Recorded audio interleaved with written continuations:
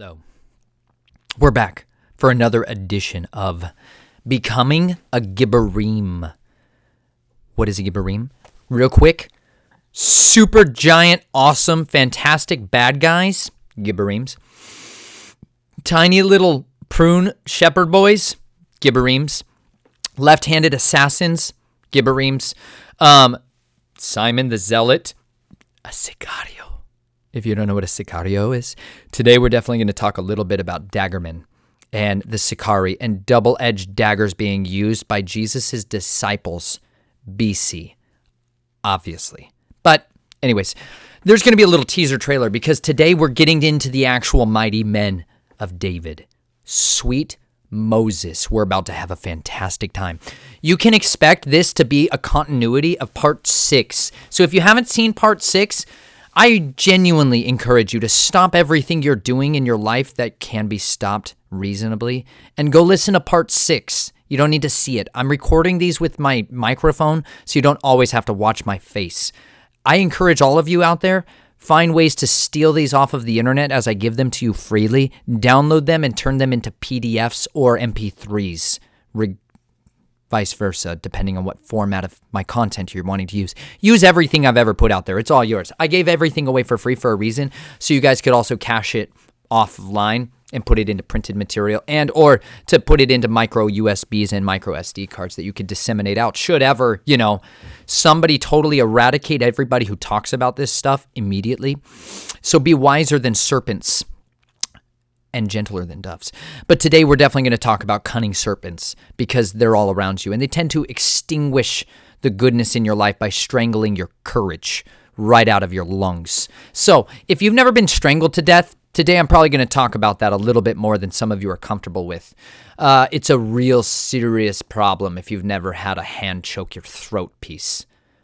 David's about to have that happen from the serpent in a way you probably didn't think about recently. So we're going to jump in because that tends to be how I do things. And before I get too lost into too many rabbit trails and just loose ends that are hanging out there in fabric of space and time and 5 years of research that I've been waiting to unleash on you, expect that I randomly also pull out swords, knives, spears, fossils. If you don't know why, that was a fragile fossil I set down too harshly. I chipped it. That's a turtle shell. Beautiful, right? It sticks to my tongue. Oh, not as well as I'd hoped. Fossils stick to your tongue. It's wonderful. That's the way you can tell a rock from a fossil a lot of times. If you don't know about any of that stuff, check out Nature Nate. It's good for your soul. You need to be refreshed and encouraged along your way because the journey is long. So last week, we were definitely right about into David's unmistakably wonderful, awesome idea of going and getting resupplies and super weapons because it's definitely time for David to fight some battles. And he doesn't have any of his kit with him, remember? David bugged out. David bugged out because his wife's husband had sent Daggermen to murder David. Good assassins. It sounds like they were pretty good. It doesn't sound like they were fantastic.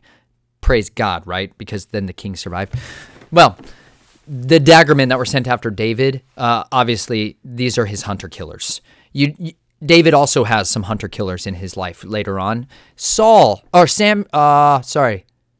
wisest, Solomon. Solomon has Daggermen. Almost always we see good quality Daggermen accompanying other men of God. They're generally a good man to have on hand, right? Sometimes you need to send out a blade. Look up Benaiah. There's lots of them. There are lots of mighty men. They're Gibborims, but some of them are just sneaky slayers. They know how to do what's called the silent kill, which is a seriously dangerous art, and I don't recommend you studying it because it tends to lead back to Cain. Bad human, chose poorly to murder his brother. Remember? Not a good idea. Bore a mark for it. That being said, David goes on the run, meets up with these priests named Ahimelech. Ahimelech is at the house of the Lord at Nob. I may be saying it right because it sounds like Job, and I've been reading a lot of that. Read Job with regularity. It's good for you, and it'll humble your soul. Anyways, I'm going to dive in. Get ready. Are you set? Put your pants on. Do you have pants on? Do you have your pants and your belt on and your water bottle? Do you have water? Do you have belt? Do you have a good quality folding knife? Swing. That's my recommended way of the blade. Spyderco paramilitary too. Okay, That's my everyday pocket carry. It's wonderful. It has a folding mechanism, so on the back, so my fingers aren't in the front. I don't have to cut my fingers off when I try to fold this blade. I pinch here, and then it's a brilliant blade. It's got these choils. You can choke up on it. Anyways, part of my everyday, always never leave home without it kind of stuff. You should have that. Making sure you do. I'm just doing a little bit of a knife check on you. If you've never been knife check, welcome to the club. That's just when someone says, knife check, and you go, when you're ready. Because sometimes I carry knives like this. And I love it when somebody asks me knife check. Anyways, flashlight check. That's it also. Nikkor P12. Tactical tail switch. It's the best flashlight I've ever entrusted my life with. Needless to say, David needs some resupply because he bugged out without it, right? So he goes first to Samuel. Samuel, prophet of the living God. Good to go to a prophet first. They can give you the word that sends you where to go. Super critical. David's going to need the word of the Lord with him the rest of his entire journey of his life. So you should prioritize that. But then he thinks, I'm hungry as a man on the run. I need bread. I need bread immediately. I need well-made bread. I need the best-made bread known to man.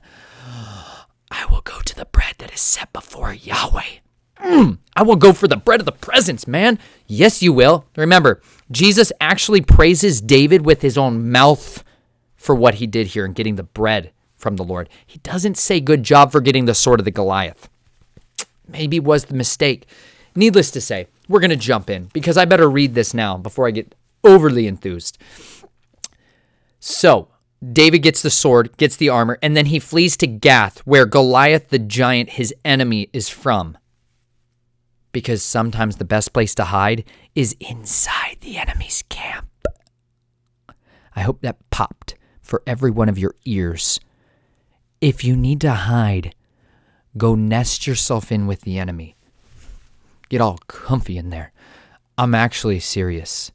If you've never gone on the run, best place to look is definitely where they would not want to go to find you. Like right in their enemy's camp.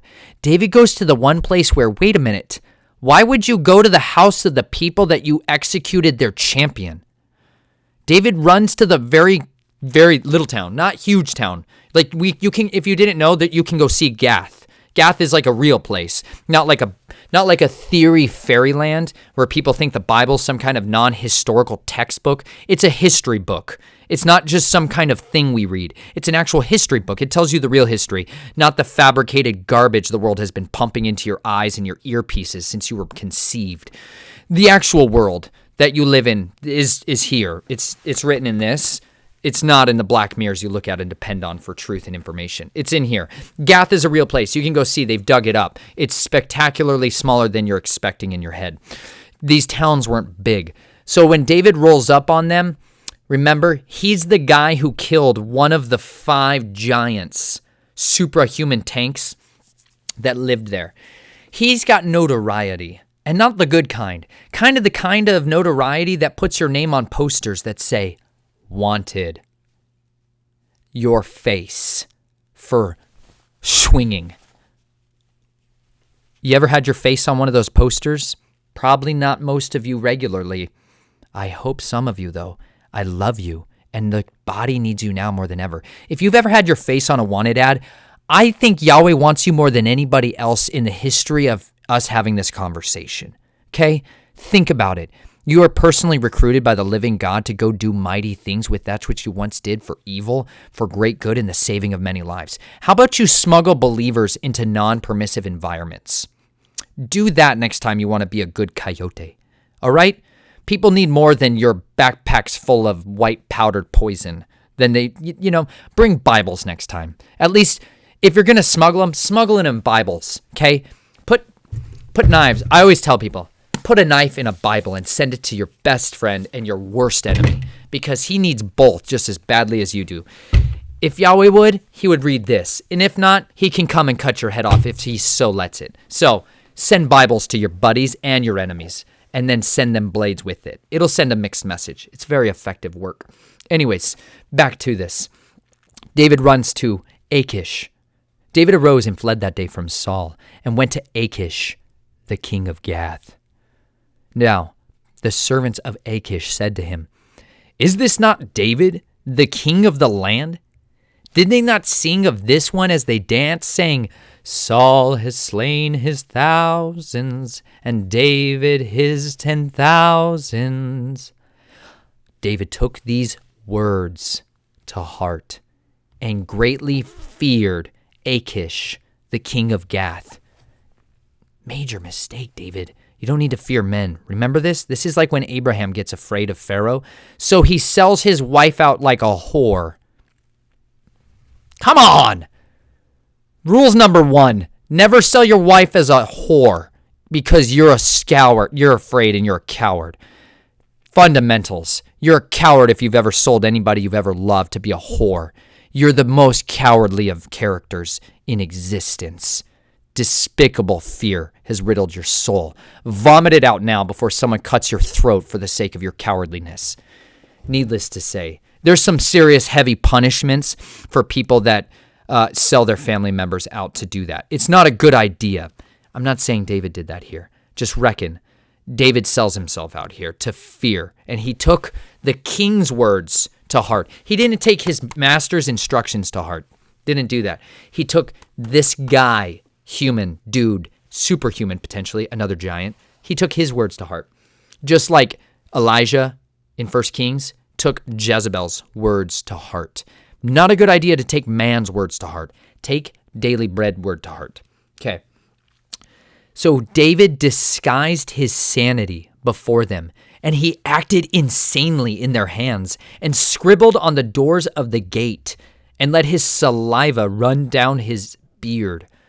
Then Achish said to his servants, Behold, you see the man behaving as a madman? Why do you bring him to me? Do I lack mad men that you have brought this one to act the madman in my presence? Shall this one come into my house? So David departed from there and escaped to the cave of Adullam. And when his brothers and all his father's household heard of it, they went down to him. The next verse, son. The next verse. 2 Samuel 22:2. I've waited my whole life to read that verse for all of you with my own mouth. It's going to be extraordinary. But before we get there, David pulls a really pretty clever move here on his egress plan, which is to act literally insane. Have you ever hidden yourself, what you really are, with insanity? Have you ever tried that? Have you ever had that forced on you so that other people won't listen to anything you have to say the rest of your life? I think a lot of you have. I think a lot of God's mightiest warriors, I think Yahweh's mightiest people have been hidden in insanity. They've been made to look the fool before men. And you know what? That was mercy.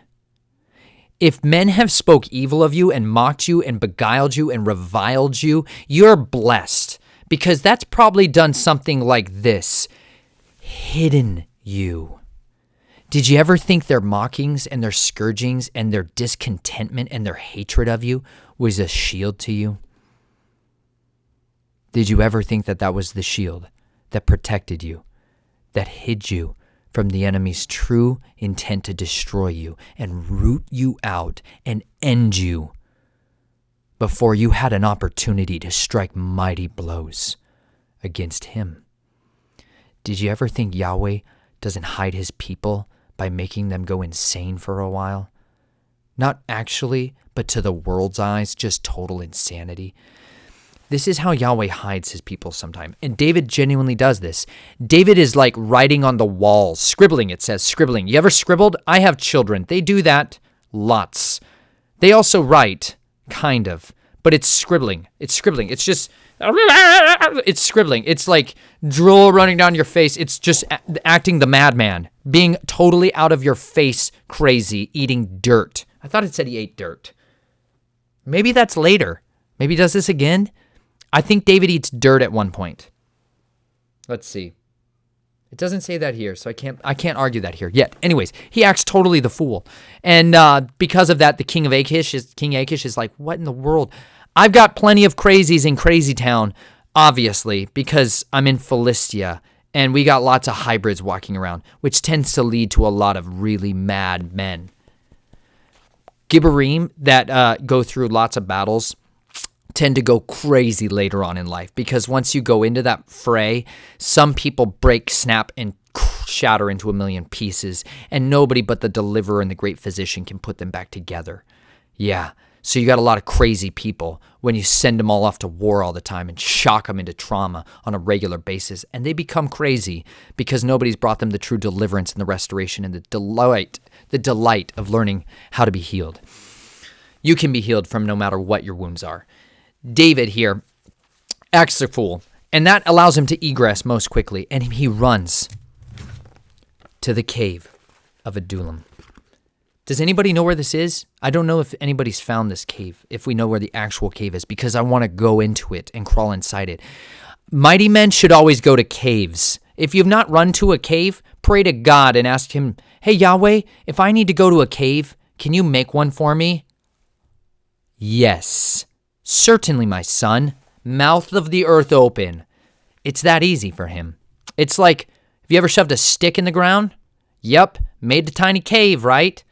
I do it for my daughter all the time. I like digging holes. Not big ones, but big enough holes for her to crawl into if she would like to. It doesn't take a ton of work. But when I want to dig a hole for an ant, it takes even less work.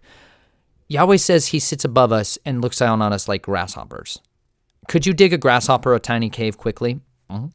Anyone could. David goes to a cave that had been prepared for him for such a time as this. If you need to go somewhere, go to a cave. Don't be scared of them. Yahweh can bring you the light into your feet and the lamp into your path. But there, in that cave, it happens. This moment we've all been waiting for. The Gibborim show up. This is really where the Gibborim start to come to David, because David is officially out in the wilderness. And it said, and when his brothers and all his father's household heard of it, they went down there to him. Everyone who was in distress, and everyone who was in debt, and everyone who was discontented gathered to him. And he became captain over them. Now there were about 400 men with them. If you haven't read that verse and just had your jaw drop open, you're a living zombie. You don't know anything about awesome. So let's do a real quick study on it. Have you ever been inspired by somebody who was so unbelievably passionate about what they believed in that they lived their life in such a way that it made the world turn so savagely against them that they became something of notoriety? They became something of known legend. There's like the whispers of those people in the world who really lived with such an unrelenting, reckless devotion of what they had in their heart, came to believe was the truth, that they never moved off of it again, and they stood in those convictions, and they raised up a banner of faith, and it drew people to them.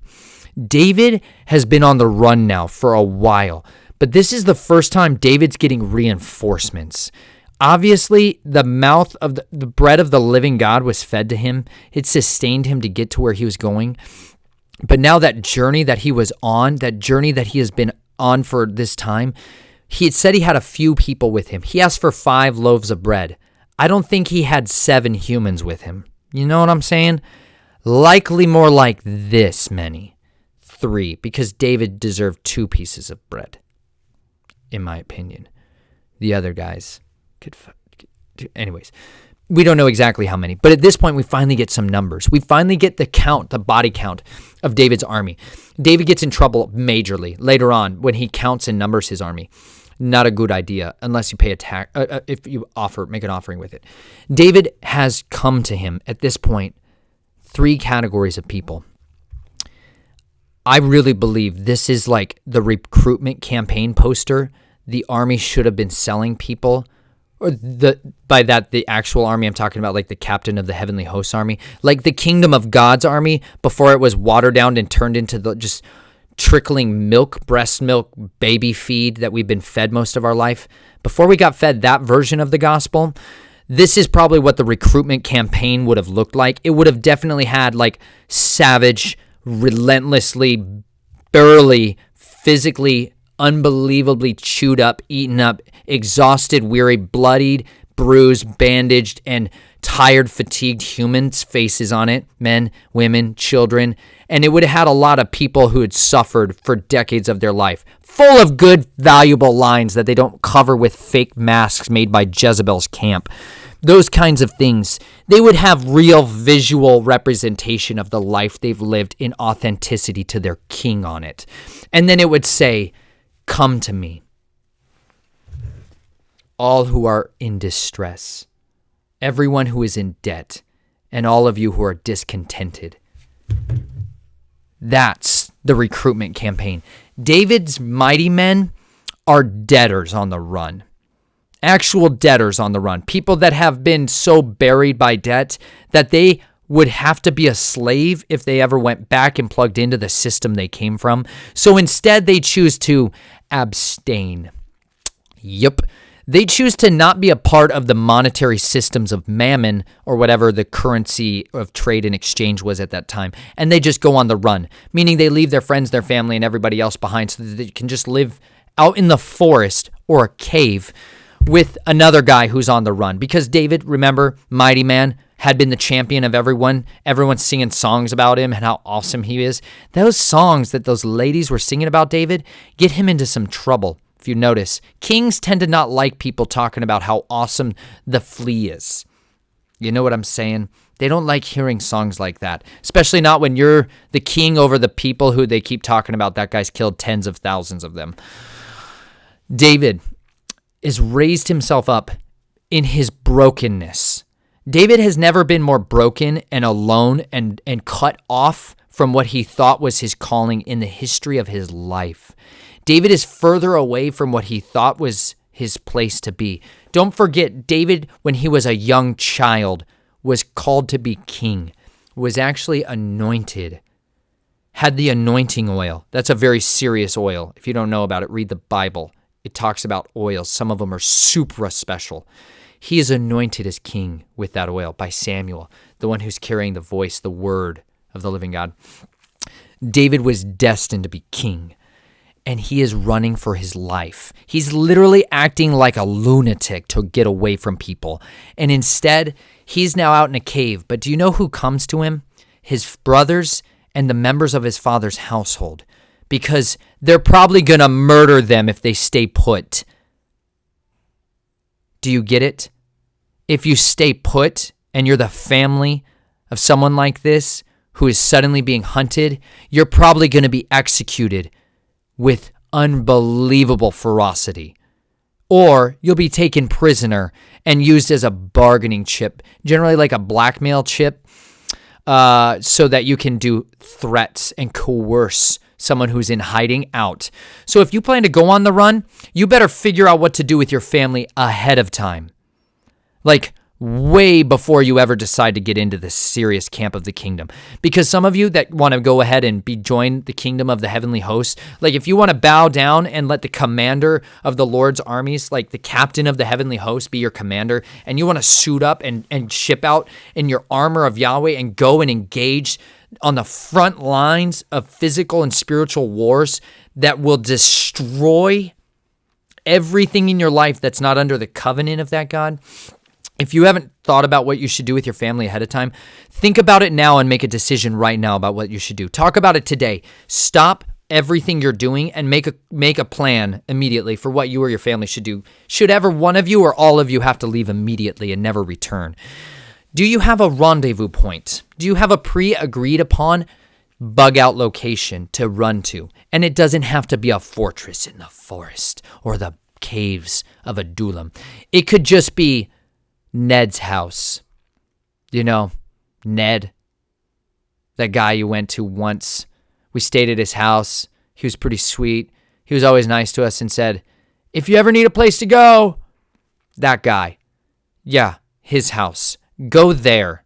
Don't go inside. Just go there and stay outside in the forest of it for a day or two, and I'll know if you're there because we'll put up a prearranged signal above natural eye level so that we can see that someone has suddenly occupied the territory that wasn't there before, and they need us to go and see if it's safe for us to come out of hiding or not. Remember, read the book of 1 Samuel. All this is in there about how to have codes and messages. David, his brothers, and his family come to him, but so do those who are in distress. You ever been in distress? Yeah, like right now. I've never been in more distress in my life. I don't know what's about to happen. I don't know where my job is going to go. I don't know if I'm going to have a house. I don't know if we're going to have food. I don't know if I can go sit in a line for 8 hours with all these other people. You think there's not some distressed people out there right now, folks? Like, more than ever? Like, there's more people distressed now than there's, I would argue, ever been in the history of the world that we know of. Really? Do you think that's not a prime hunting ground? Go recruit. Go make disciples like your life depends on it, because your life stinking depends on it. You better make disciples now of everybody you can. Serve them. Lay your life down for them. Everybody with as much sincerity and love as you can immediately. Does your neighbor have a horse? Do you know any neighbors who have horses? Because like I said earlier in the previous episode, Pony Express letters written in code by your own hand and send them on the back of swift horses. And men carrying spears, because that's just fun. You should carry a spear if you're going to ride a horse, because you probably can't carry a gun everywhere. Remember, non-permissive environments like the entire nation of Somalia. You should probably get around on camel there. We don't have as many camels here. They're far more efficient in those lands.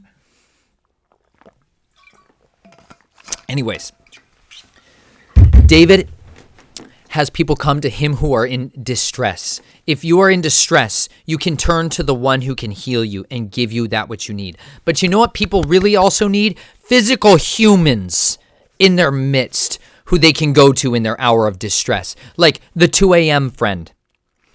You know your 2 a.m. friend? That's the guy you call at 2 a.m. You know, like Issachar. We've talked about Issachar. He's my homie who I call up when I need to. Son of Issachar! He answers always because he's dependable, and he has a special, different kind of phone that you can call him on anytime, day or night. That's a separate phone called a burner phone. If you don't have one, get one by praying and asking the Father which store to go to, first of all, paying in cash, second of all, wearing a long-brimmed hat, maybe an entire safari-like hat. I may have been known to wear one a time or two.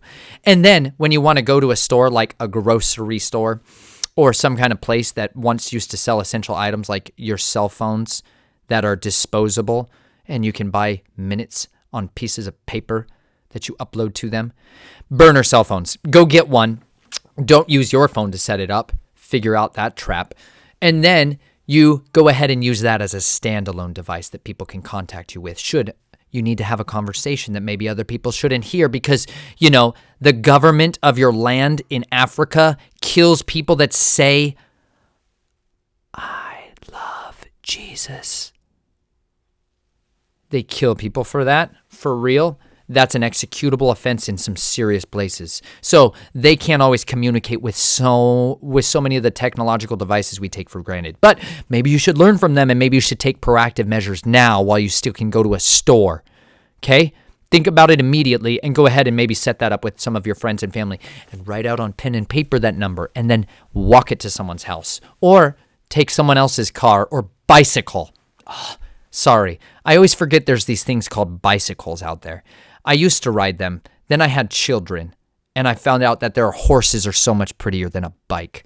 Anyways, there's just not a lot of bikes going through the unrelenting thistle and swamps of Florida. I haven't seen a lot of bikes. I haven't seen a lot of horses through it either. Anyways, I get distracted. Pony Express, David, people in distress, finding ways to communicate. Do it repeatedly now. And then you can use those micro SD cards like I talked about earlier. You can use those to disseminate out that information. Self 5. Go figure it out, folks. Put it to work. You're going to need people, individual humans out there that people can gather around with. You're going to need leaders, okay? Some of you are actually born leaders. Not a little bit. Like you woke up and your whole life, if ever you turned around, there was some homies always behind you. You've always just had people around you. People generally follow you around. They kind of do what you're doing. You're a leader or you're not. Almost seriously, all of you. You'll know it. You'll know it. You're actually a leader. And then there's other people who just read books on leadership the rest of their life and try to be a leader. And that's not wrong. You should strive towards the better fruits of the kingdom. But some people are generally just born to be the leaders. David's definitely a guy born to be the leader. Remember, Yahweh himself pours anointing oil on his head and says, "King me."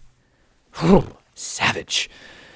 I love that, man. Anyways, David is so dedicated and anointed to be the leader that people from all over the land gather unto him and say, "Yeah, you're our leader. Most certainly. We're going to follow you. We're going to follow you unto our deaths, if you would like, or we just want to be with you until the day we do die," because they're in distress. Remember, they're not thinking clearly in the same way they once used to. They don't have the convenience of idle time. They're in stress constantly. They're fatigued. They're exhausted. They don't know what to do. They don't know where to go. They don't know what to turn to. So instead, they look to the one who already does have convictions. If you're a leader, make sure your convictions are well established before you're needed. There are people that need to be gathering unto each other. People need to begin to build their little cells, okay? Your teams. You need to assemble. Yes, do hastily. Assemble your teams. Gather to yourselves people that are in debt, distress, and discontented. You know who Yahweh doesn't recruit for David's super army? The richest guy in the land. Nope, doesn't recruit him. Actually, he strikes one of the richest characters in the story to come. He pretty much strikes that guy and turns him to stone. Medusa. What? Stone? Do people actually get turned to stone? Petrification? Mud Fossil University? Oh my gosh. Anyways, that's a couple long rabbit trails right there. For those of you that know it, Neato gang. For those of you that don't, just move along. He literally petrifies a guy who makes a really bad decision on not helping David and giving him bread. You should feed armies if you can, especially if they're God's armies. You should definitely feed them, because if you do, you get blessed. If you don't, you might get turned to stone. Reference Genesis 6 and the entire flood. They should have served Noah. Instead, they got turned to stone.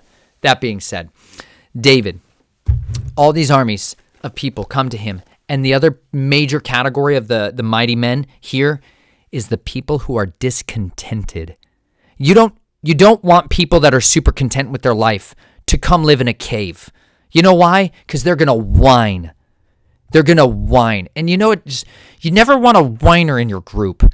Whiners, like Yahweh literally says, like, I just lost the verse.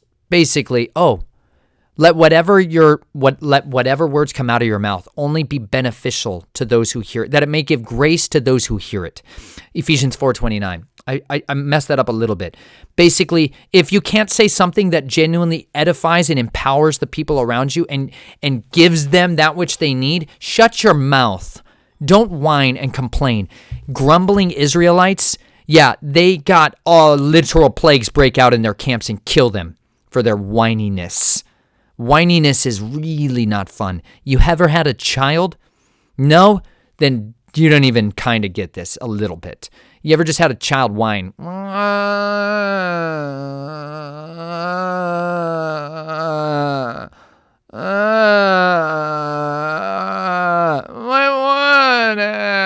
You ever had that for 15 years? I know some of you have. I love you.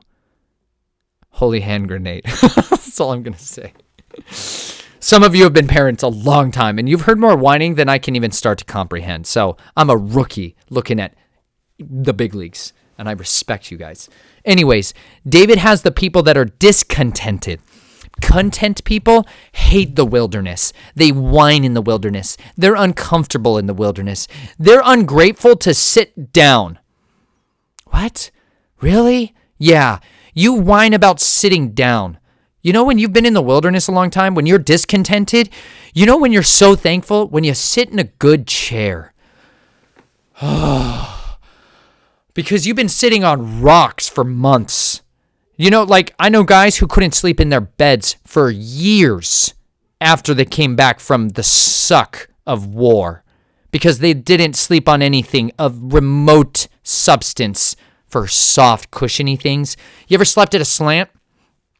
Like actually, like Just tonight, prop your pillows up way high. Way high. Build under your bed, your nice, cushy, soft bed.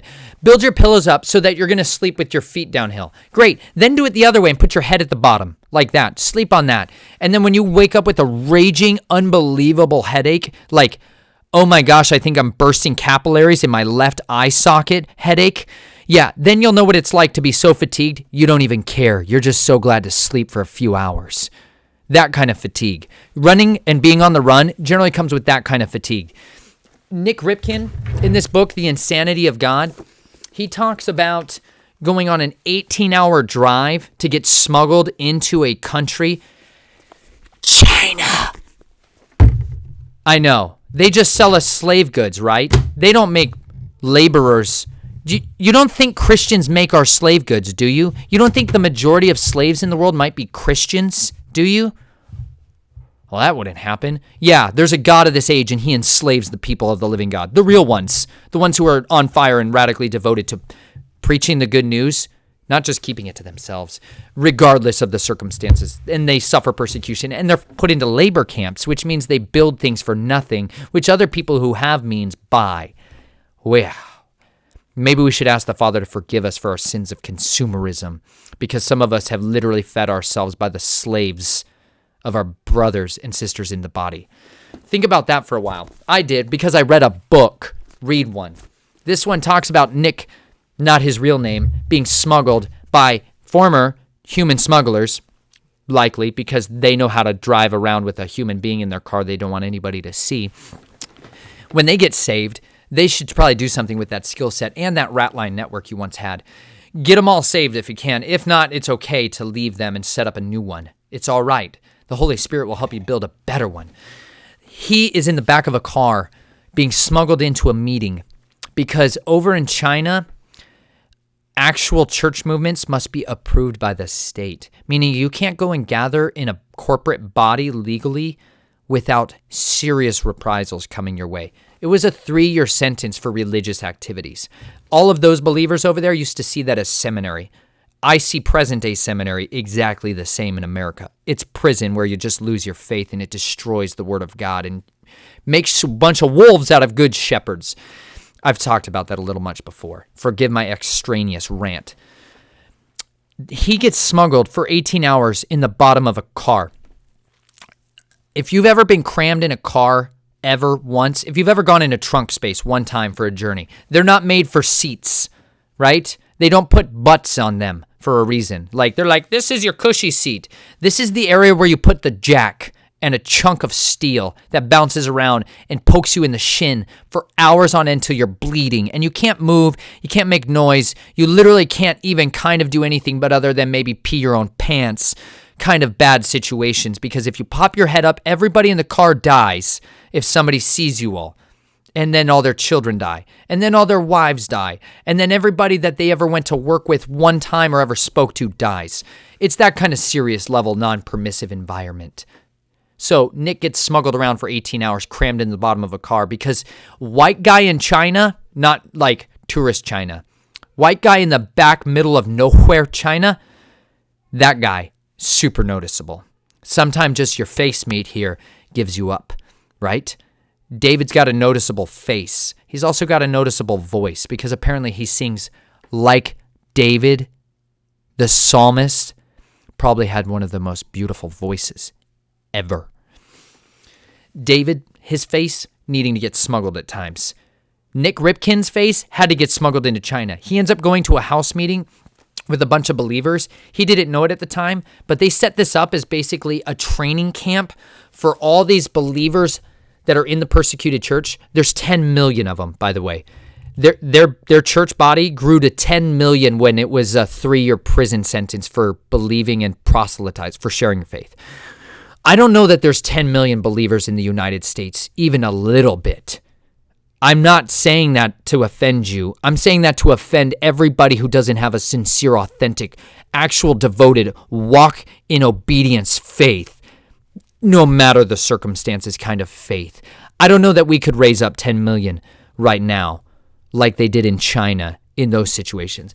But they did, and they had all these leaders, and normally they had some rules and precautions for gathering together in large numbers. One of them was don't do it, like at all, ever. And if you did, there was a bunch of little checklists you had to do. First of all, you had to learn how to shake and check. Check if you were being followed. It's called a tail. Normally you don't have one, right?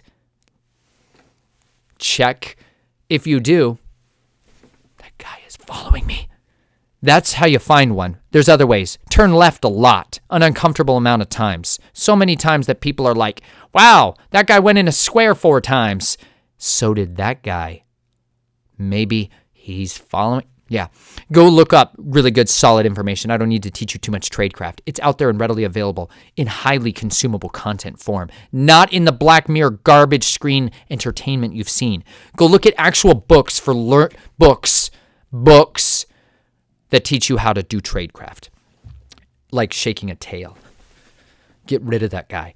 Well, in China, they had to do that a lot. Then they had a principle of 3s. Like, if you were going to gather together, they generally only met in 3s, like 3 humans at a time, or maybe 3 families at a time. And if they did gather together, they generally never stayed together more than 3 days. And this is because people around you start to notice things that last longer than a couple of days. That's out of the norm, right? So you wouldn't generally let more than a few people gather together. And or if you did come together for a big meeting, they would do it, but they would try to do it in such a seriously remote location that was so far outside of the norm for everybody else. It was like when they wanted to gather together for a feast day, a set apart time to gather and fellowship and challenge and convict each other. They would have a pre-appointed time, like the calendar of the sky gave us. They had a pre-appointed times where they would gather together and meet, and they would collaborate, and they would equip each other, and they would celebrate, and they would rejoice, and they would dance and have delicious feasts of food. And Nick ends up getting smuggled there in a very uncomfortable position for long periods of time. And he meets with all kinds of other believers who, just by them being there, all of them could immediately go to jail for 3 years. And I don't know what the sentence was for repeat offenders, but everybody got their first stripes, and it tended to be a repeat of that. In other countries, they then went and did genuinely burn your whole family's house down with them inside it. So David does this kind of whole lifestyle. He's on the run.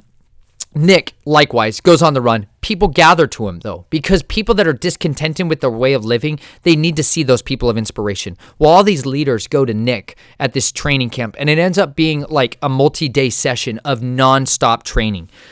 Nick gets out of a car for 18 hours of being smuggled in. He's exhausted. He's like 3 weeks in to a journey that has taken him all over China, being smuggled the whole time, doing what is absolutely criminal activity the entire time, writing in code in his journal book with his own hand. Remember, get a pen and a paper, padded in leather, so that way it's soft and covered in leather.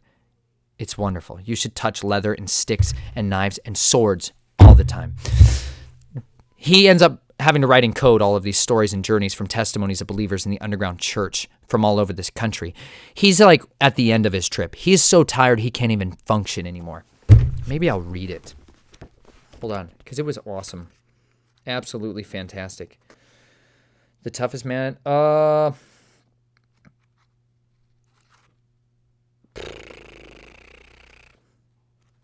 The Chinese road trip. There it was. So this is in chapter, if you guys aren't reading along, this is the other book I've been going through, which is The Insanity of God by Nick Ripken.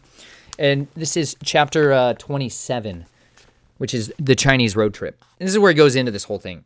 But he ends up going into this experience and meeting all these other believers, and they spend a couple of days fellowshipping together and just learning testimonies from each other, from how they're surviving and enduring in suffering all over the world. Nick pours his heart out over this entire experience and is able to come out of that with some of the most incredible testimonies I've ever heard in my life. And a lot of them came from the people who would have gone to jail for being there. Some of you right now, like you woke up today and you're in a city or a county in a country where it is illegal for you to go and meet other people. Actually, illegal for you to go meet with other people and have fellowship. If you can't have fellowship, if you can't do what this says to do, you should probably recognize that you may be living in a non-permissive environment, and you better figure out how to act in it. So David awesomely has all these other people that suddenly know I'm in a non-permissive environment. Debtors, yep, they send letters to your door. Well, some places they send Daggermen to your door. They send guys who are going to be like, yeah, you got a loan from us, and we're here to genuinely collect it in your fingertips. Okay? Go look at guys. If you've ever wanted to know how to see another a bad boy out there, a guy who forsook his oath maybe or crossed a brotherhood, go look at people who've lost pieces of their fingers in weird accidents. Like, I put my hand in a chainsaw one time and all I lost was my ring finger's digit knuckle. Or I fixed a weed whacker in a lawnmower and I lost a digit. No, it's generally because you lost control of an asset or you did something that other people didn't like in your brotherhood and they cut your finger off for it. It's a real thing in these oath-keeping societies that there's a pound of flesh, and I actually mean that. You can secure a loan with a pound of your own flesh meat. You really can. And that's called a blood loan. That's blood money. And there's a lot of people that are totally cool with trafficking in blood money. And so they require it at your hands. But then there's just like the corporate entities that require it from your soul. So you enslave your children to, nurseries, daycares, and 9-to-5 prison schools that they go into while you go chase mammon dollars. But that's debtor's prison that we all live in a lot. You can live on either end of the spectrum a lot of times outside of it. So debtors, men on the run, they run out of it. They're like, okay, fine. I'm just going to never get a paycheck again and live like a migrant. All right. That's one way to do it. You could just go hike trails the rest of your life and find berries. Yep, you can try that. I've met a lot of them. I've met some incredible men on the run. I've met people that really are debtors, distressed and discontented, who live like criminals. Because I was born in a household full of criminals, and then I turned my back on it, and then they hunted me and my family. And like the last words ever spoken to me by like my family members were threats against everything I've ever loved and hold dear.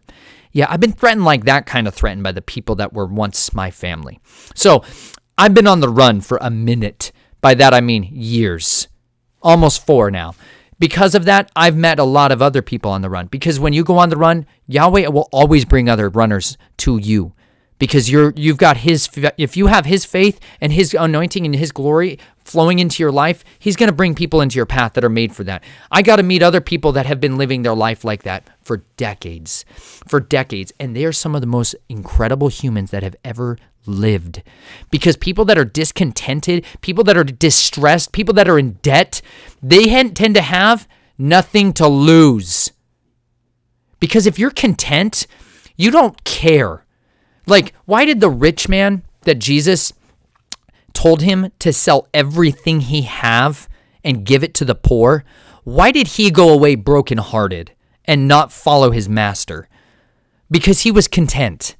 Do you get what I'm saying? He was content. There's a lot of you who have so much, you're too content. You're too content, and you will never actually participate in the kingdom of God. You won't. You'll appease it, but you won't actually sell everything you have and give to the poor and the needy, as he tells you to. No, actually sell everything you have and give to the poor. If you're rich in worldly possessions, you're enslaved more often than you're not. If you have multiple comfy chairs, you're probably a slave to the system of contentment and convenience. You probably have a microwave too. If you have a microwave, you're probably too lazy to make your own foods, so you let some other slave make your foods. I actually mean that. It takes a long time to make a meal, a good quality meal. And if you just use a microwave all the time, which somebody else made a meal that you shove inside there, you never grew it, you never sweated over it, you never even raised food in your life, you are a lazy person if you've never experienced what it's like to till the soil and then actually eat something that comes out of it. I was lazy and I didn't know that. And nobody had the gonads enough to just kick me in my Netherlands to tell me that. Like, I was just lazy. It was a lot easier to sit in a comfy couch in air conditioning than to go and work in a garden in 90-degree weather. So I just didn't. But I could have been growing food my whole life. There's no excuse for any of you. You could all learn to be growing food immediately. There's literally no excuse. I know guys in prison who grow food. What? Yes, they have wonderful gardens. Their gardens put mine to shame. Spectacular gardeners in prison. Because remember how many people in the body end up in prison? Anyways, There are people who are so discontented in their life that they then go into the wilderness and they become changed. They become transformed. They become really comfortable with uncomfortability. They become absolutely content with horrifyingly nightmaric situations that cause other people to lose their minds. They become deeply ingrained with conviction. They become people of serious power. They really do. I've met more people out in the wilderness that live authentically than I ever met in a corporately controlled, sterile environment. I was in the mental health field for 10 years. I voluntarily signed up for Crazyland. I liked it. It's better to, like I said, hide in the enemy's camp. Remember? It's a good place to hide. Anyways, I lived in the land of crazies for way too long. And you meet all kinds of levels of that. But I tend to find more sane people in the land of Crazyville than I ever met when I went and worked like normal jobs, where everybody else there was a lunatic that they were willing to lay down and live their life in the most unbelievably servitude, despairing, miserable way. I saw people, though, that would be like, let's not work anymore, honey. Okay. What are we going to do? I don't know. You want to get a backpack? See what it takes to just live out in the forest for a while? How much do we really need to live? I don't know. Let's figure it out. Food, water, shelter, clothing. All right. Do we need insurance? No. Insurance of the living God? Check. Got it. Okay? You don't need a lot to live, and you can live out on the run in the wilderness with way less than you thought.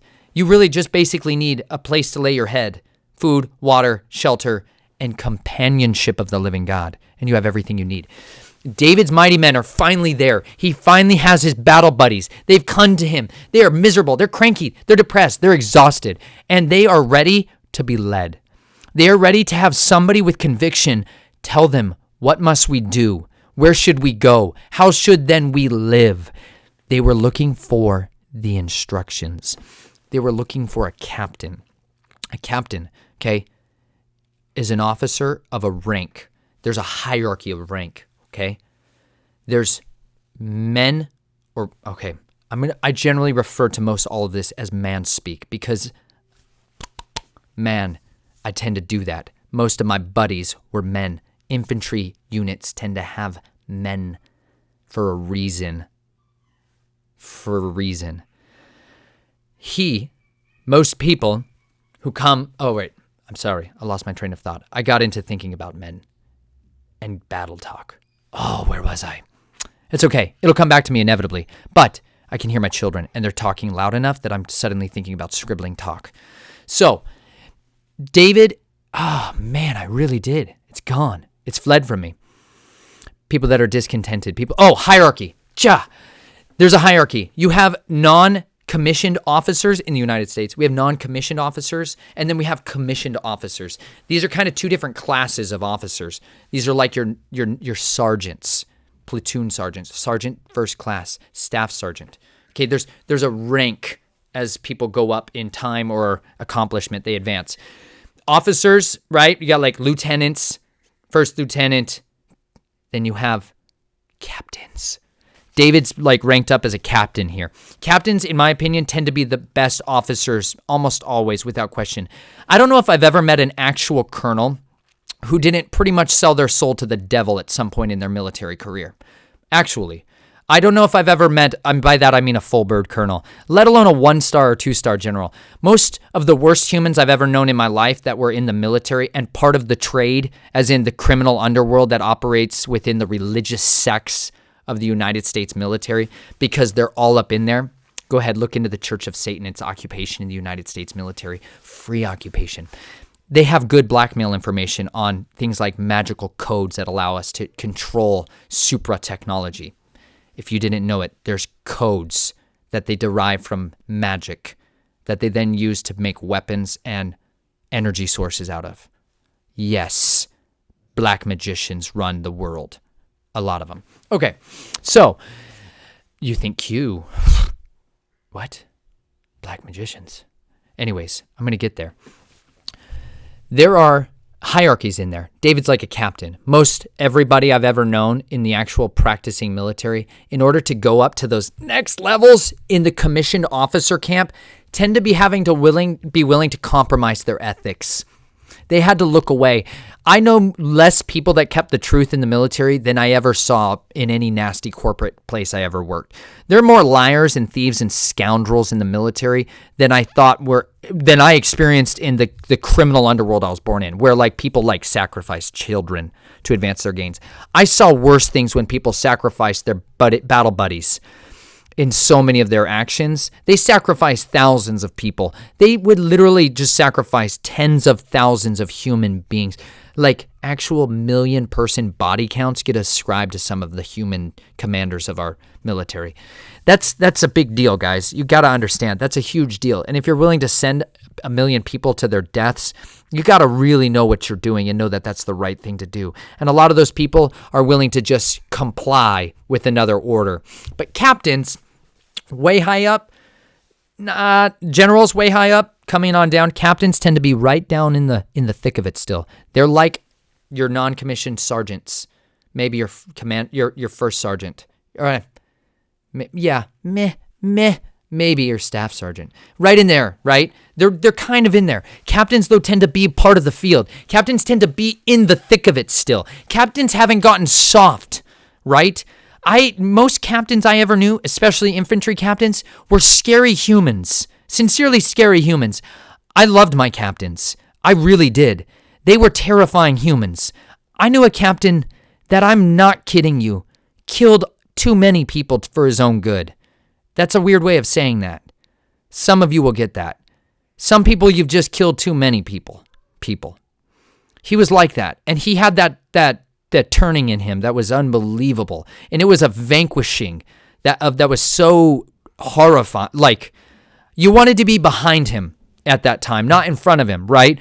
When you see certain guys with their proficiency with their weapons, like I had drill sergeants at times that would pick up a rifle and shoot so spectacularly well with a weapon I was convinced was broken, right? Because you're like, drill sergeant, my rifle won't shoot straight. I had a rifle that was an M16A2 that had been through basic combat training for infantry soldiers for decades. The barrel was like a blowgun smooth, kind of. Like the rifling was nay. There's rifling that's little grooves in the barrel that cause the barrel to start spinning super quickly. There's a certain twist to the barrel that allows it to spin to stabilize the round so that it maintains a proper trajectory to your target. I was convinced that there were enough deformations in my barrel that maybe it was causing my bullets to miss.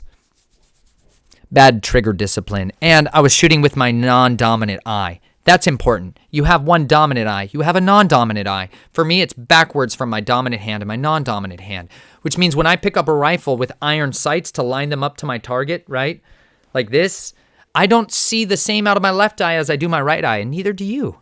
Go ahead, try it sometime. Open your eyes, make a little V and a 1, and then see if they're directly centered. And then if you close one eye and open the other one, you'll know which eye is your dominant eye. So I was shooting all the time with my rifle and just doing a piss poor job. Forgive my French enthusiasm to say those words often because I do it regularly. I was doing a genuinely terrible job of shooting my rifle with precision. My drill sergeant, when I complained, remember we talked about whiners, when I was like, yeah, it's 108 degrees and the heat index is putting it at 119 and I'm wearing my body armor and I'm laying down on the black asphalt and I am so hot I can't see because there's sweat pouring down into my face and I've never been more tired in my life because we haven't slept for more than 4 hours in 2 months and we're on range day and I am delirious. And I'm supposed to re-zero my rifle that they walked around and just went, eep, because sometimes drill sergeants are total mean guys. And they'll just walk through if they catch you, like maybe not paying attention, being vigilant on the watch, and they'll just adjust your rifle 0. Or they'll just crank your windage all over the place. Or they'll take their nice little... They have a sight tool for an M16A2 because the front post sight needs to be rotated and there's a pin that holds it in place that you push down and then rotate it. They would just sometimes walk up and just crank that.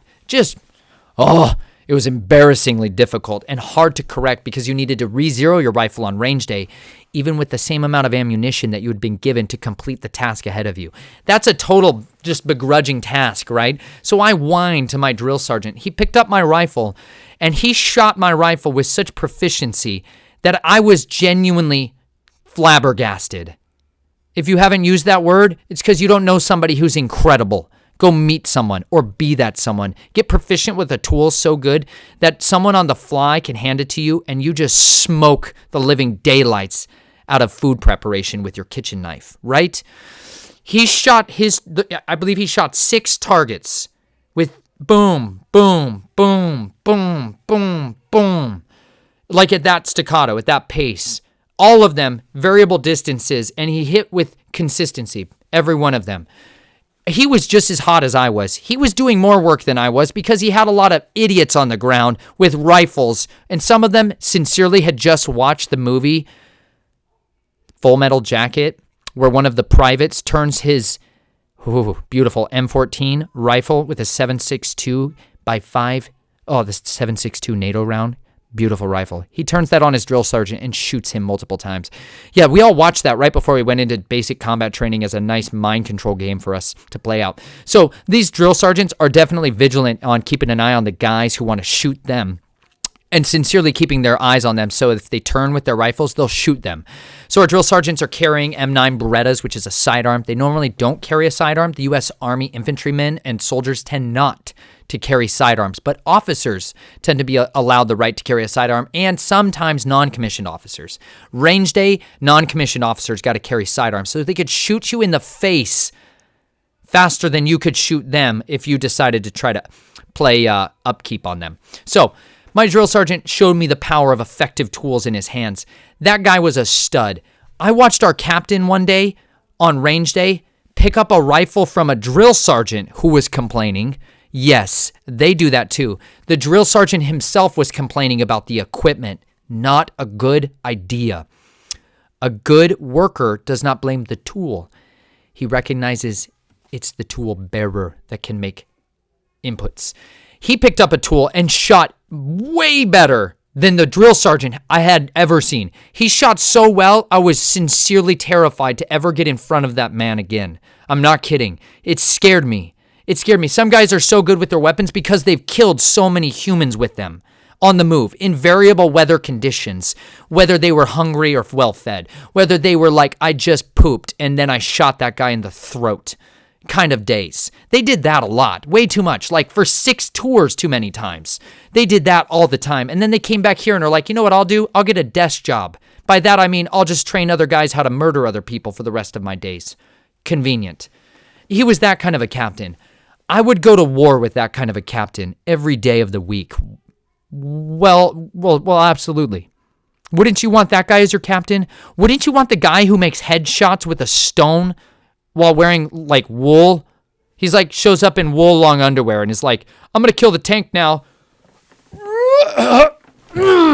Tank gone. What else is up? That guy. I want him as my captain.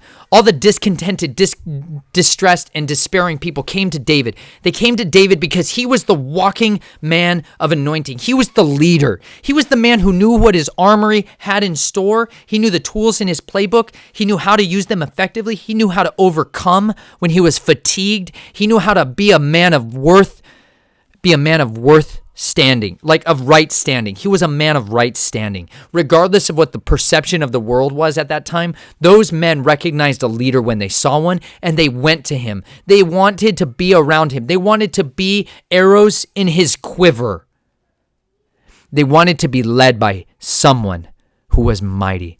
They wanted to be by a mighty man. They wanted to surround themselves with other people who were discontent, who then, when they got into the cave of Adullam, when they got out in the wilderness, they'd never been more grateful for anything in their life than to just have a place to lay their head to rest and sleep in peace.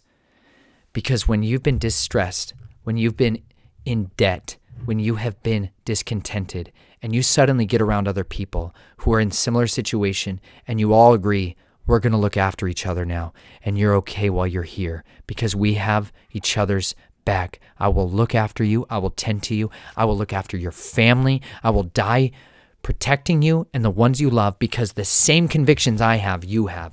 The same God I serve, you serve. So because of that, you and I are battle buddies to the end. Not a little bit. As in, guess what? This is my wife and children.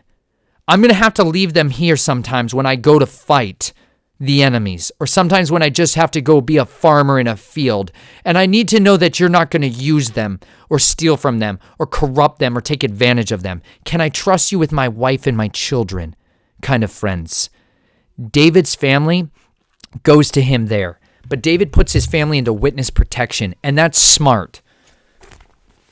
David went from there to Mizpah of Moab, and he said to the king of Moab, "Please, let my father and my mother come and stay with you until I know what Yahweh will do for me." Then he left them with the king of Moab and stayed with him, and they, his family, stayed with him all the time that David was in the stronghold. Then the prophet said to David, "Do not stay in the stronghold. Depart and go into the land of Judah." So David departed and went into the forest of Hereth. David goes to a forest. I love forests. You should love forests. You should love anywhere where there's trees. Remember Elijah? He laid and hid himself under a juniper tree. That's a great tree to be under. So are pine trees. So are spruce trees. So are hardwood oaks, right? Trees are awesome. Go to a forest. You know why? It's hard to find people in forests, folks. You've just never been in a good forest, probably. You've probably just been on the road that went into a forest once, but you never went in the forest. Go in the forest sometime. Go in the forest now before, like, you're running for your life and you've never once gone in the backyard of your forest a little bit because you're afraid of what? Inconvenience? You're too comfortable. That's because you're too content. Pull all the chairs out of your house for 3 days. Take all the chairs out of your house this weekend, all of them, every one of them, and put them in the garage. Everything that's comfortable to sit on, put it in your garage, put it outside so it gets ruined, so you never use it again. Get uncomfortable. And you know what? You'll start looking at tree stumps like, wow, I bet I could sit and my legs would just dangle a little bit and provide my lower back some relief, and I would be content for that. That's good. David runs to the forest. But he did that. First things he did was put his family in witness protection. He puts him with another king. David has apparently in his network some serious amounts of king friends. That's great. You should have some kings in your network. Obviously, ambassadors, black dragons. That's, if you didn't know, they're real black dragons. Yes, there's black dragons, and they make assets dance like marionette. If you find that in my book, you can start looking for more clues. Sifting. Anyways, there's all kinds of people you need in your network. David's got one called the King of Moab. And this guy, he goes, "Hey, yo, I need you to hide my mom." "Okay, you got it. Done." You know what that is? Confidence. We don't see this as like a long story. This isn't like, and then David had to talk to the king of Moab about how he would meet their needs. And he had to go upon like finding ways to make sure that if, hey, anything happened, this is what you get. No. David had the confidence in the king of Moab to know that, hey, if I give you my wife and my children, you'll take care of them like they were your mom. Like that this was your mom and your dad and your brother. Do you have anybody in your life that's like that? Do you have anybody that you can comfortably leave your wife, your children, or your best friend and your animals with immediately and maybe never come back? Remember, they don't know David's going to live. They don't know that David's going to live at all. The king of Israel is hunting David to kill him with precision. Because of that, they have to go somewhere else. They go to the king of Moab. The king of Moab agrees to completely meet every one of their needs. This is why if you want to be part of the body of believers, if you want to actually sign up for being a part of the kingdom of body and start to be willing to be a part of the underground church movement, like the underground networks of what it really looks like when you're part of the body of Jesus Christ, you might need to be the one to look after wives and children when their dads go into prison because they got caught while doing some of the work that they needed to do to advance the kingdom. Do any of you actually personally support families of ministers? Just not churches. I'm not talking about the stinking church building. Humans. Do you support human beings who are in need out of your excess, out of your plenty? Do you personally know people who are advancing the kingdom of God, who have needs of provision that you are providing. It's not all monetary. Some of these people genuinely just need a place to live. Do you have extra bedrooms in your house that maybe someone's child can come and stay at because their parents just got arrested for non-compliance? Like, that may be imminent for some of you. Do you have somewhere you know you can lay your head and rest in peace because my best friend is going to watch out for them, and I know that he will take care of them like nobody else in the world. I went into Afghanistan back in 2009, 2009, I believe. I went over into Afghanistan, into Kabul, and I got to go over and experience what is called a threshold covenant. I got to experience hospitality that was nothing like anything in America, and it put our hospitality to total shame. Like, if you've never been taken care of by a Muslim family, you've probably never experienced overwhelming hospitality. I felt more provided for by a Muslim family than I ever felt once by a Christian family. That was before I went into the wilderness. Back then, that was my first experience. I'd been in the church and around the church and serving in the church my whole life, and I'd never been taken care of like I was once in Afghanistan. I had people put actual bodyguards around me, like their children as the bodyguards, because their sons knew how to bear a sword, because they lived in a hostile environment. And your son should probably know how to bear a sword, right? Well, these people would invite you into their house. And by their house, I meant tent, because not everyone lives in compartmentalized, franchised neighborhoods. Some people live together with their families and not just shoved out in space. They lived in tents and had very little monetary possessions, and they had hospitality that was so outrageously wonderful. They would invite you into their home. And when someone would invite you into their home, this was bringing you over the threshold, okay? If you, like when you read the story of Lot, the biblical precedence of this, or the first mention of this, is Lot inviting the angels in from off the streets in Sodom and Gomorrah. Like, he invited them into his house. And when the people were trying to pound down his doors to rape the angels, they weren't trying to just engage in homosexuality. They wanted to rape the angels, you guys. It's not just about homosexuality, you see. Like, they were trying to be with the angels to create another hybrid line. You get it? They wanted that to happen again. They wanted to mingle genetics. They wanted suprahumans, right? That's what they wanted. That's why fire and destruction came down. It's not just because of that. There very likely was a lot of that going on in that area at the time. Tends to bring the fire of the living God in a bad way. Get out of there. Lot invited them into his house and then said when the men tried to take them, he said, I have invited them under the covering of my house. I put them under my threshold. That's a threshold covenant. What that means is when a Muslim invited me into his house, he did so under the expectation that once I was in his home, I was now his family. Actually, I was then considered his family. So he would treat me and care for me and provide my needs to the same extent as he would his own daughter. So I wasn't necessarily like a firstborn son, but like a daughter oftentimes, which is a lot of privileges, especially when you go into houses out there where everything is a walled compound with like the broken glass on the top of the walls, and you have a door guard, or you have a guard out at the wall, and then you have another door guard, and both of them are armed, and you have lots of dogs that are not the pet me dogs. These are like the bite your throat kind of dogs, if you're an intruder kind of dogs. And they tell their dogs you're also in the pack too. Like, this is some serious protective layers of, wow, I'm suddenly going into a much safer environment than I was out there. Because this woman has agreed to provide for me everything I have need for. They literally clothed me. They clothed me. Have you ever gone to someone's house to visit and they went and bought you a suit because you showed up? Unexpectedly, by the way. Sometimes you show up unexpectedly and they're like, let me clothe you, feed you, and make sure that you have everything you bodily need in order to go equipped and go forth to do your life. That's the kind of covering David's mighty men were needing. That's the kind of covering David was counting the king of Moab to provide for his family, because David was about to be sent out by Yahweh. The voice of the living God tells David to leave the stronghold. It would have been comfortable in the stronghold, right? David could have lived there. but David's family was commanded to stay. David's mom and dad were commanded to stay there. David was commanded himself to leave because the anointing of where Yahweh wanted David to go was not in the stronghold. It was not in the king of Moab's stronghold. It was elsewhere in the stronghold of the wilderness.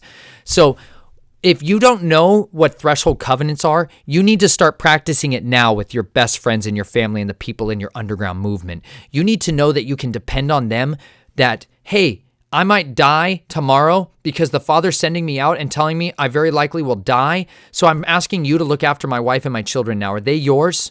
Will you look after them as if they are yours for the rest of my life, for the rest of their life? Do you have anybody that you can do that to? And I'm not talking about godparent things like will and testimony. I'm talking about when you're a criminal and all of your inheritance is gone and you have nothing, and you are only going to be able to bring them the physical bodies of your wife and your children and say, you're going to have to take care of every one of their needs now because I can't take care of anything for them at all because I'm a man on the run. My face is on the wanted ad for the rest of my life. Kill with like your face on the deck of cards. You know what that feels like when your face shows up on somebody's deck of cards for a special kill team? Do you know what that feels like? To know that your wife and your children are marked? If you have any idea what that feels like, you would have prayed to God that he would provide you people that would shelter your wife and your children and shelter you on the run. Because if you have someone who understands real hospitality, they would sell everything they have to provide for you and your family when you have need. They would take care of you. The king of Moab never once asked David, how long are you going to be gone? Will you be able to repay the debts that they incur? Nothing. He just says, I'll take care of them, period. The end of the story. David now can leave with confidence and peace of mind. Nick Ripkin, when he goes out to Somalia, when he goes out to these East Asian countries, when he goes all over the world, one of the guys who asked him, one of the former assassins, right? He had an assassin who was with him, one of the Daggermen, who had a love for killing, a deep love for killing, who used to love drinking the blood of his victims and killing in Allah. Maybe not in that quite the same language, but I know a lot of guys who lick the blade. Let's just put it that way. There's a lot of guys who get addicted to the killing. He meets with one of them, and that was the most, I got to save that for another week. That was the most powerful chapters or sections of the whole book. But he reassures this guy that his family, Nick's family, is safe at home in Kentucky and his two sons are in school. He's like, my family's safe. I don't live in a non-permissive environment like you, but he's doing his best to keep his family safe. It's hard being a man on the run and not knowing if your family's going to be looked after if you die. There's a lot of people that Nick met with in that after being smuggled into that meeting in China, who they asked him, please help us to raise finances so we can support the families of all of these men who have been arrested and are in prison right now, because we have a lot of widows now, because some of them have been executed, and we have a lot of children, and we don't know how to feed them all. We don't know how to meet their needs or send them to school. We don't know how to pay for them. Nick ended up rebuking them pretty severely for asking Nick for money instead of going to the Father and saying, we have a body of 10 million believers in our country, and you can't meet the needs of 400 women and children who are out there who weren't getting their needs met. We have a body of believers that's in the millions. And yet we have so much disunity in the body that there's so many ministers' needs woefully unmet. Their families woefully in debt. They're being driven out to be criminals in the world because they can't afford anything in this world, because they can't work a normal job, because every time they go to their job, they end up talking about the God they love. Like they actually try. I got persecuted for the first time in my faith when I actually talked about Jesus at work. Wait, you don't think we live in a country where you lose your job for talking about Jesus, do you? Yes, absolutely. And if you haven't talked sincerely about Jesus to most of your coworkers, you're probably a coward, and you need to repent of it and figure out ways to be an opportunistic hunter of the souls of men. Go hunt the souls of men a little bit today. Even if you don't go to work, even if you work online, you should still have people know that if they died today, you had at least shared with them the good news of redemption and deliverance that was available to them immediately.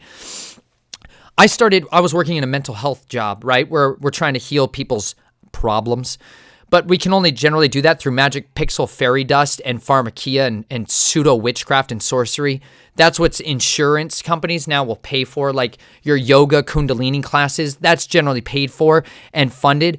But me encouraging my clients, my participants, the young men that were in my keep, if I told them to open up their Bible and read Psalm 91 out loud if they were having a night terror and it would stop it, if I said that to them, I was literally reprimanded personally by the director of my work.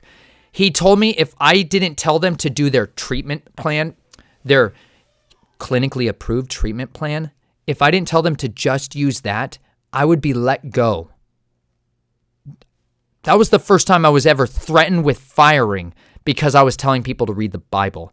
If you haven't been threatened with firing because you're telling people to read the Bible, you haven't told anybody probably to seriously read the Bible that didn't want you to say that. Like, there's a lot of people who genuinely hate this. They hate this more than anything else in their life, and everything else that they act like they hate, it's not that, it's this. They hate the Word of God because the God that's in them hates Him. You're contending with not flesh and blood, right? Principalities, powers, rulers, dominions, thrones, spiritual wickedness in high places. That's who you're contending against. So when you tell somebody, if you're feeling terrified, read Psalm 91 out loud. That's this, by the way. Read it out loud. Memorize it. That's your sword. And it will literally stop sleep paralysis. What? There's a cure for sleep paralysis? Cure for sleep paralysis. Search Psalm 91, covenant relationship with the living God. Check.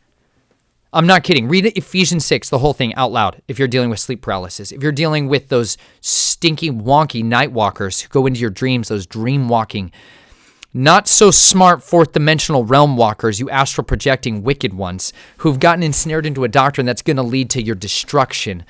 You can have a hedge of protection that stops that stuff. So read my chapter in my book called Snatched from the Flames.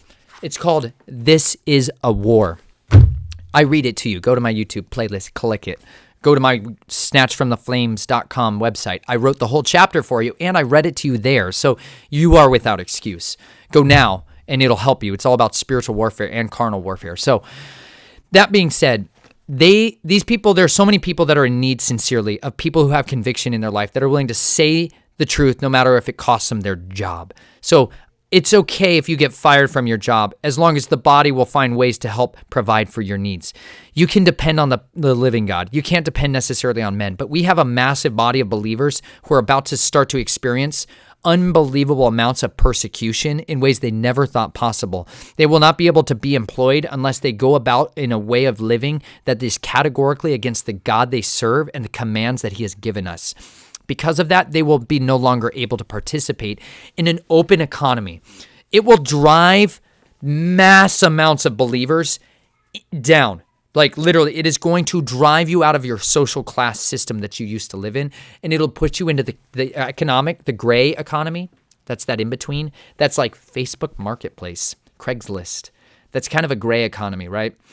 There's some black stuff in there, but there's some white stuff in there too. But that's a gray economy. There's kind of agroeconomics. There's this whole underground economics of living and finding ways to do barter trade economies. There's a whole other economic system where you have to tap into black markets. Yep, where good quality believers in Jesus Christ and followers of His instructions and commandments have to turn to black markets in order to get their basic needs, like flour.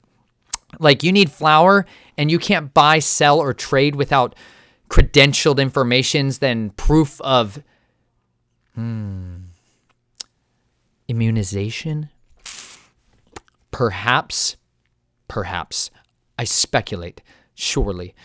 But, or just your willingness to never open your mouth to talk about what you believe is the cure for cancer, like calling on the name of the living God, living water, like actual real water, like good sleep, good nutrition, and eating real food that's not poisoned.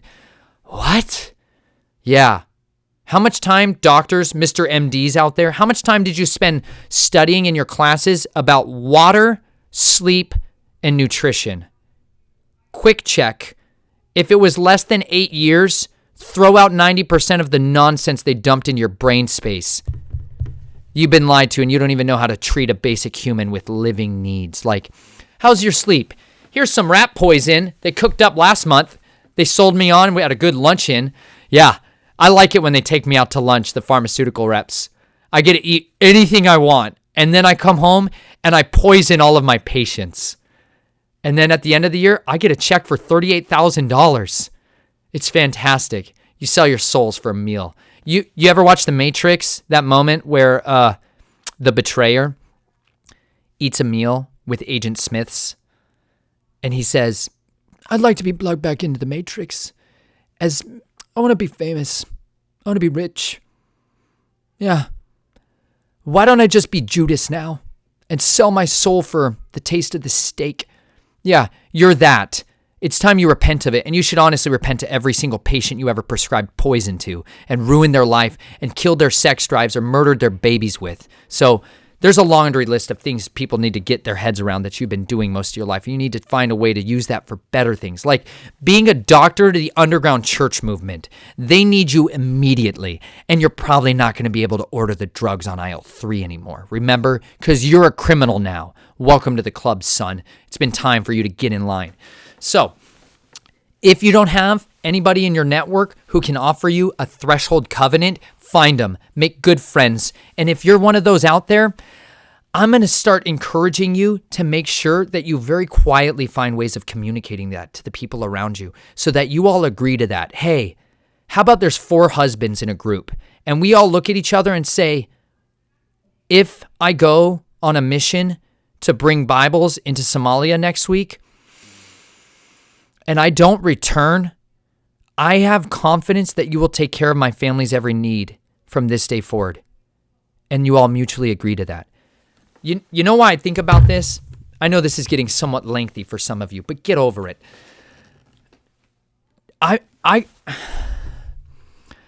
The Father sent me African missionaries to teach me a lesson in my life. And when you're being ministered to by African missionaries, when they're the ones like that take care of you, you are so you're so humbled in a different kind of way. Like the guy who gave me this book. I'm not going to use his name because he might be one of these kinds of guys out there.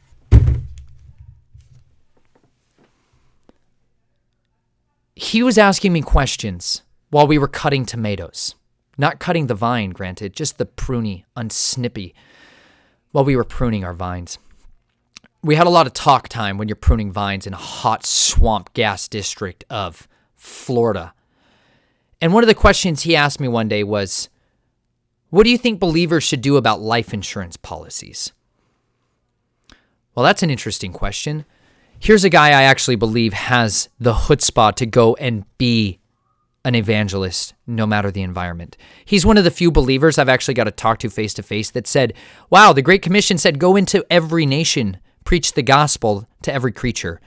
Going, did it, went there, came back, started teaching me lessons about real life. He was younger than me, not by much, but enough to be noticeable when we ran a race together, and he was much faster. But he asked me a question, should Christians have life insurance policies, basically? And I told him what my wife and I had agreed upon years ago, which was no.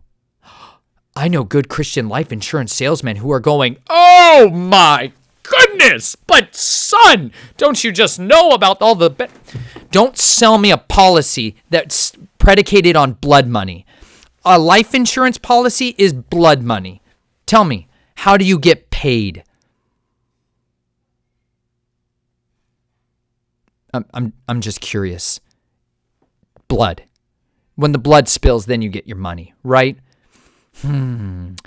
Maybe the body should be your insurance policy. Maybe your kingdom should be your insurance policy. Maybe the God you serve should be your insurance policy. So I told him that I wasn't quite so aggressively rough with my words, right? I kind of told him the politically nicer way of saying that same sentence, where I just said, I believe that the Father and the people around you that you have community with will provide your needs. If he calls you to it, that he will provide for you, but that you should probably have other people around you that can tend to those needs should anything happen, okay? I'm not talking about a will and testimony, because most people that are believers in any type of persecuted environment have nothing but the clothes on their back and maybe the place they sleep at night. They don't have bank accounts generally, or big ones, or sizable ones. He looked at me and said, you know, he had listened to a talk by a guy named Francis Chan, who's a pretty phenomenally unction in his gumption teacher and genuine walking out the faith kind of individual out there.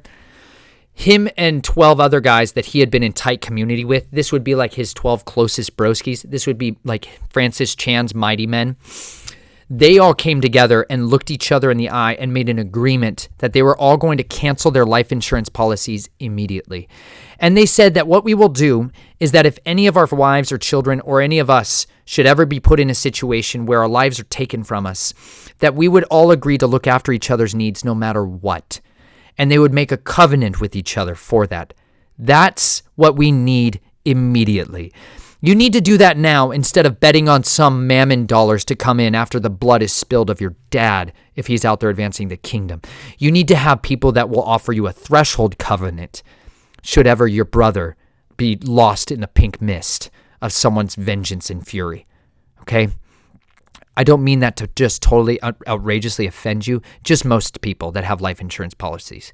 You need a good offense and a slap in the face that you're trusting in a system that is not going to save you.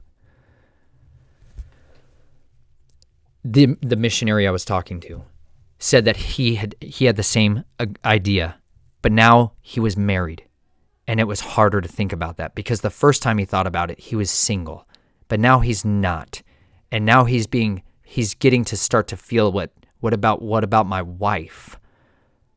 Like if you were contemplating going into Somalia right now to be a missionary illegally and to smuggle the gospel into places where you were executed or your converts are executed for that. But now you leave a wife at home or you leave children at home and then you don't have a life insurance policy, but do you have kingdom policy? So my question for you is today, do you have kingdom policy for your witness protection program? I think that's what people really needed to hear today. And I'm going to pause before I launch into the story about Doeg the jerk, Doeg the bad guy, which is a brutal story, but we need to hear it. But I need people to seriously take some time and make sure that you've had those conversations like yesterday, like immediately. Like now that you've heard this, go do that before you do anything else. Escape the entertainment trap, find ways to live authentically with the people around you, and do whatever it takes to make sure that you yourself are willing and or preparing a place for yourself or for other people to maybe have a threshold covenant and a witness protection place to be at, or that you're going to be the person who is going out on the run. Maybe you're the rider on the Pony Express, son. Maybe you're the Iberian out on the plains. Maybe you're the Daggerman. Oh, because I didn't even get to Simon the Zealot. Simon the Zealot is a Daggerman. If you didn't know it, he was a Daggerman, which is why when Jesus had given 2 swords out, he said, Lord, should we get more swords? Remember? One disciple number 1 says, should we have more swords? Jesus says, how many do you have? They say, 2. He says, that'll be enough for the days ahead or the evil. I missed one part of that. But in the garden, we know that definitely one of those swords came out, right? Garden of Gethsemane. Here come all the thugs to arrest Jesus. Who pulls a sword out? Trivia. Peter. Peter pulls his sword out and cuts the high priest's servant's ear off. Syah! I think he was going for a killing blow, which is a really good one right there in your ear space region. He missed, or maybe he didn't. Maybe the Father helped to direct this, but there was another individual with a sword there, right? Question, who was the other guy carrying the sword in the Garden of Gethsemane? A brother of the blade, a Sicarii. A Sicarii was the 4th sect of religious ideologies that were present in the time of Jerusalem when Jesus took root there. Philistines, Pharisees, Sadducees, Essenes, Sicarii, okay? Zealots, they're called in the scripture. They were basically assassins, where we get the word sicario. In Latin America, they call it sicario. The triggermen, the daggermen. These are guys who just used, like, generally, I always forget to wear my recurve back. They're blades that are like this a little bit and 2 edges. Yeah. Okay. 2 edge, reverse edge, but they tend to curve down in a moon crescent shape. Daggermen tend to like blades like this because they're highly concealable and they allow you to put it in places that are just unexpected. Daggermen tend to kill people that are not planning on being killed that day, and they do it generally by being in groups and with lots of other people and just blending in with the environment around them and being chameleons, right? They are like the first century version of the Hashashin for the Persians, and later like the Jesuit assassins, which are naughty men. Not good ideas. Some of the bad Daggermen that taught me some of the bad left-hand trade that I learned, they came out of the old FS Fairbanks kind of clans from China. Not a good people. Not talking about the people as a whole, just the ones who taught Daggermen how to do silent killing. Nasty tactics, folks. Anyways, they're the dark art keepers of dagger work. Jesus recruits one, which is fantastic, and that should give hope to every one of you Daggermen out there that you have good work yet to be done. So, that being said, the Daggerman in the garden, Simon did not pull his sword out because his commander did not tell him to.